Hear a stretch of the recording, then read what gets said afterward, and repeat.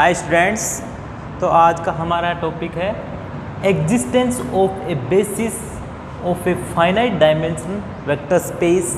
बहुत ही एक थ्योरम है, एग्जिस्टेंस थ्योरम बोलते हैं इसको।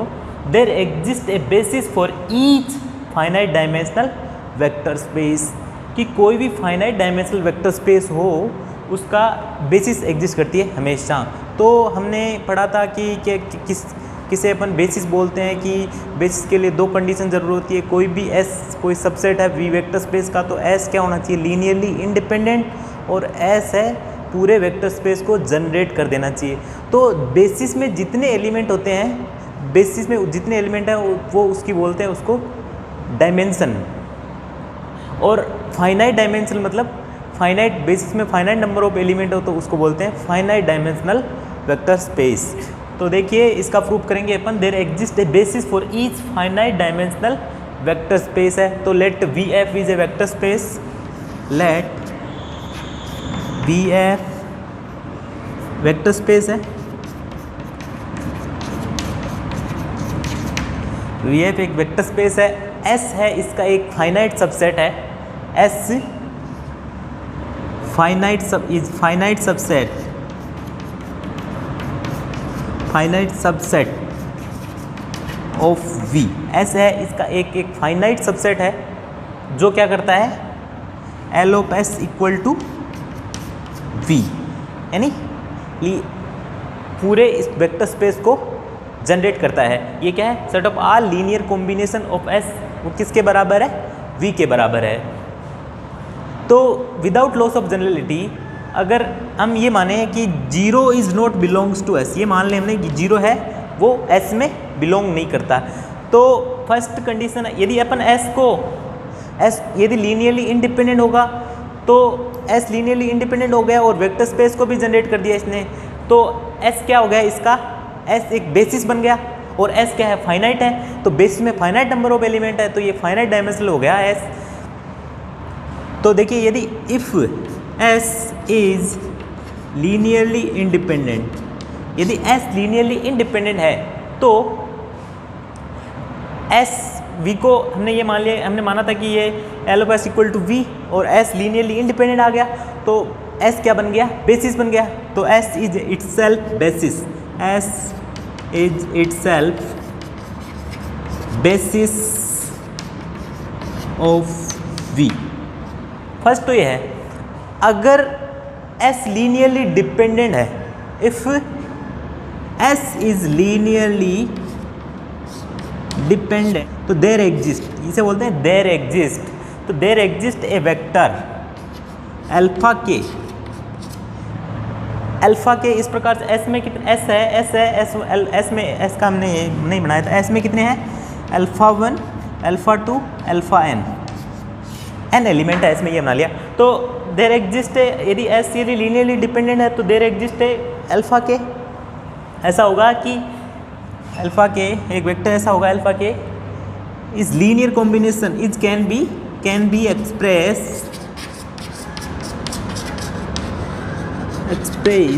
लीनियर कॉम्बिनेशन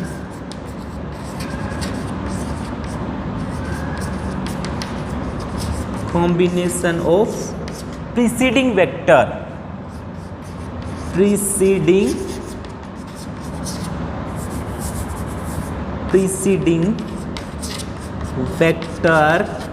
जैसे अब alpha K can be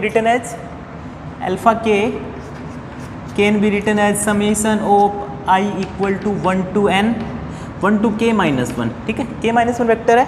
alpha K को जितने भी alpha 1, alpha 2, alpha 3, alpha K linear combination के रूप में लिख सकते हैं। तो A I alpha I, alpha A alpha आई, ठीक है। ए आई किस में है, फील्ड का एलिमेंट, ये हो गया। अब यदि हम माने, यदि भाई अल्फा के एलिमेंट को इसके लीनियर कॉम्बिनेशन लिख दिया, अब हम अगर हम अल्फा के को एस से हटा दे, वी ओमिट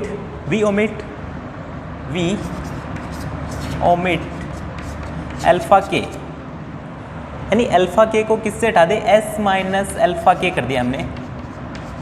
जो जो अल्फा के है वो प्रीसीडिंग वेक्टर्स के लीनियर कॉम्बिनेशन में जो लिखा जा रहा था उस वेक्टर को हमने एस से हटा दिया, तो एक नया सेट बन गया एस डैश।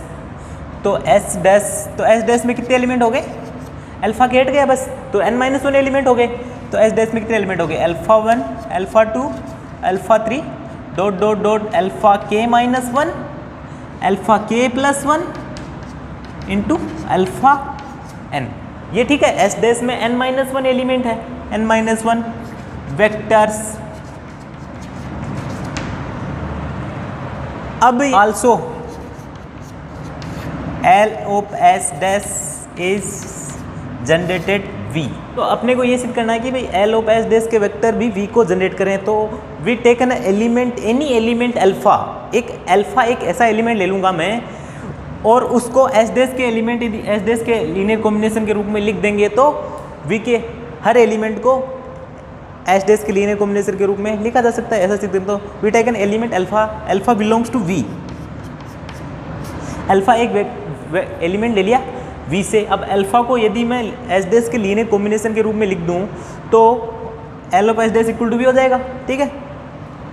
तो अल्फा एक वेक्टर है, V अल्फा है वेक्टर है, अल्फा V से है, तो अल्फा और S अल्फा है, S क्या है, finite subset of L of S equal to V है, तो अल्फा को S के लीनियर कॉम्बिनेशन के रूप में लिखा जा सकता है। तो अल्फा इक्वल टू क्या है, alpha can be express as linear combination of alpha 1, alpha 2, alpha 3, alpha n, यानी S के एलिमेंट के लीनियर कॉम्बिनेशन के रूप में लिखा जा सकता है, क्योंकि हमने ये सबसे पहले ये माना था कि L of S equal to V। तो अल्फा इक्वल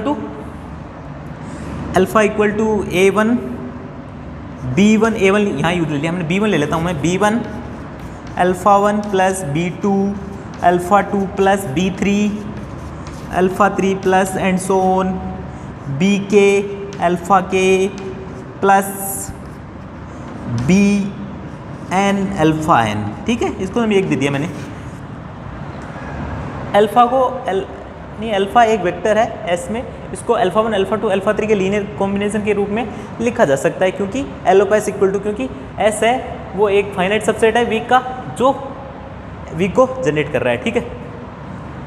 तो देखिए अब यदि मैं यहाँ पे अल्फा के की वैल्यू यहाँ रख दूँ, अल्फा के की वैल्यू क्या है यहाँ पे देखो, तो देखिए अल्फा इक्वल टू क्या हो गया, alpha equal to B1 alpha 1 plus B2 alpha 2 plus and so on BK। Alpha K की वैल्यू देखो A1 alpha 1, A2 alpha 2, A3 alpha 3, इस टाइप से। तो A1 alpha 1 plus A2 alpha 2 plus and so on, last में है K-1, तो AK-1 alpha K-1 plus आगे BK alpha BK plus 1 आ जाएगा, तो BK plus 1 alpha K plus 1 plus dot dot dot BN alpha n।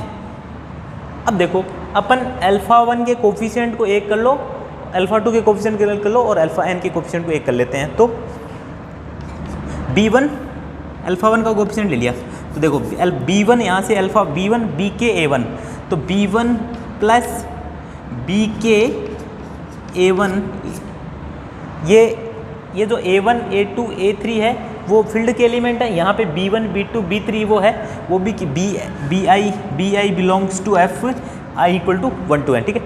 तो ये B1 plus BK A1 यहाँ से अल्फा 1 प्लस यहाँ से आ जाएगा B2 प्लस BK A2,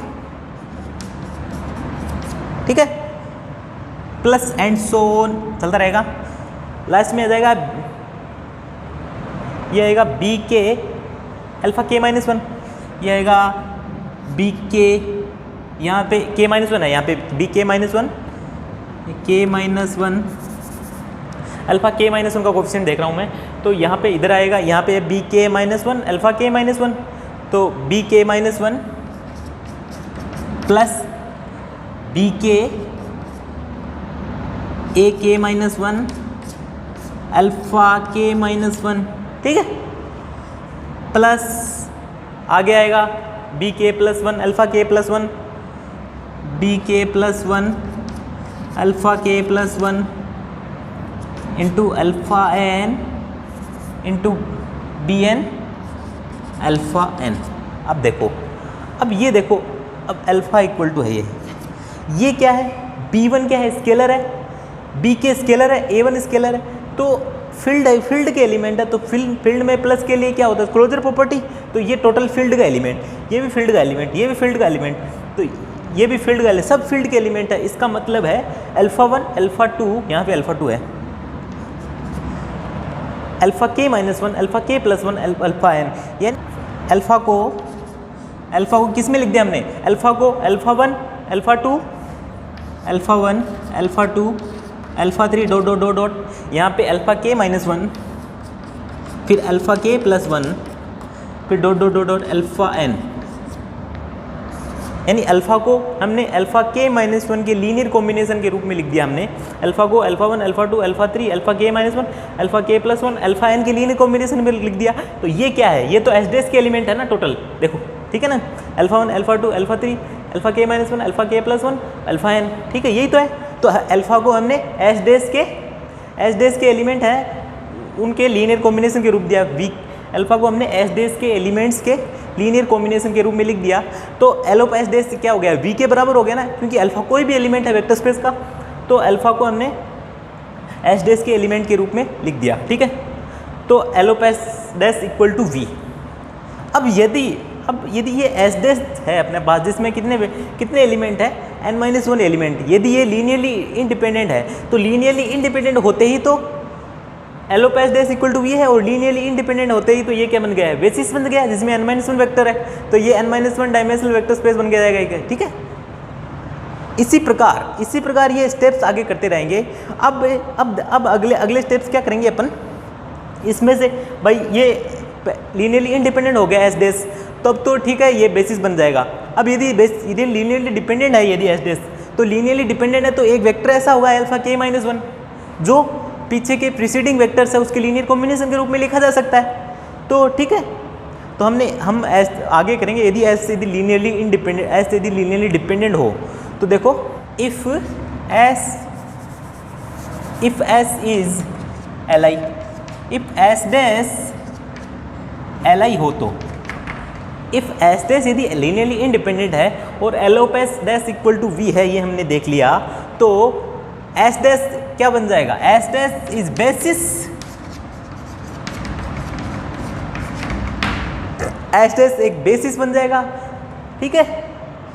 अब दूसरा केस, यदि S dash linearly dependent, S dash यदि लीनियरली डिपेंडेंट है, तो एक वेक्टर ऐसा होगा अल्फा के माइनस 1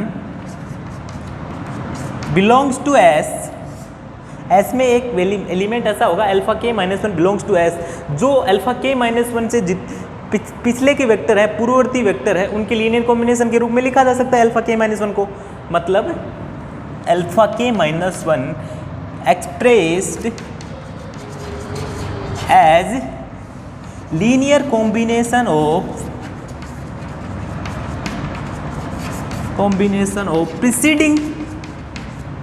preceding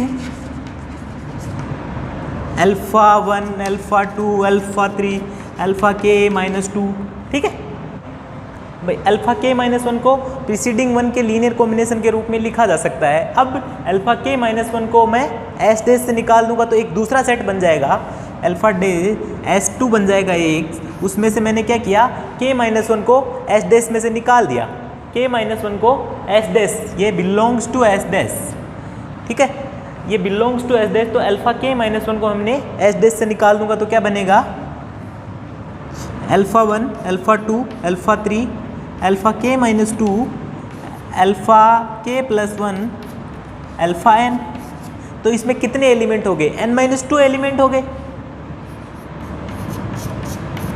तो n-2 एलिमेंट हो गए इसमें। अब या तो S2 क्या है, या तो लीनियरली इंडिपेंडेंट होगा, तो लीनियरली इंडिपेंडेंट होगा तो L of S2 generates V, ये हम आसानी से देख सकते हैं, L of S2 generates V। Similarly इस प्रकार से हमने जो किया था कि कोई वेक्टर ले लूँगा मैं वेक्टर स्पेस का, और बाद में इसको alpha 1 alpha 2 alpha 3 S dash के एलिमेंट्स S2 के एलिमेंट्स के लीनियर कॉम्बिनेशन के रूप में लिख देंगे, तो ये L of S dash equal L of S2 equal to V हो जाएगा। अगर ये लीनियरली इंडिपेंडेंट हो जाए तो S2 क्या बन जाएगा, S2 बेसिस बन जाएगा।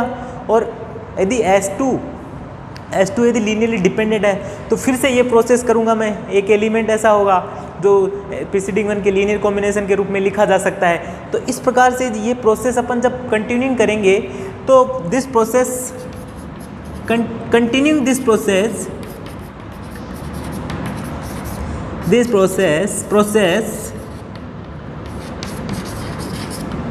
फाइनाइटली मैनी स्टेप्स पर ये प्रोसेस करेंगे तो अपने को we obtain a independent subset of S generates V। हमें एक इंडिपेंडेंट सबसेट मिल जाएगा S का जो V को जनरेट कर रहा है, तो वो क्या बन जाएगा, बेसिस बन जाएगा। अगर ये प्रक्रिया लास्ट में कहाँ तक जा सकती है, ये प्रक्रिया एट मोस्ट वहाँ तक जाती है जब एक सिंगल एलिमेंट बच जाए। तो एक सिंगल एलिमेंट के हमने एक थोड़ा पढ़ी थी, किसी भी सेट में यदि सिंगल एलिमेंट है तो वो क्या होता है, वो लीनियरली इंडिपेंडेंट होता है। इसलिए हमें हमेशा एक बेसिस एग्जिस्ट करेगी जो तो हम इस प्रकार ये कह सकते हैं कि किसी भी फाइनाइट डायमेंशनल वेक्टर स्पेस में हमेशा बेसिस एग्जिस्ट करती है।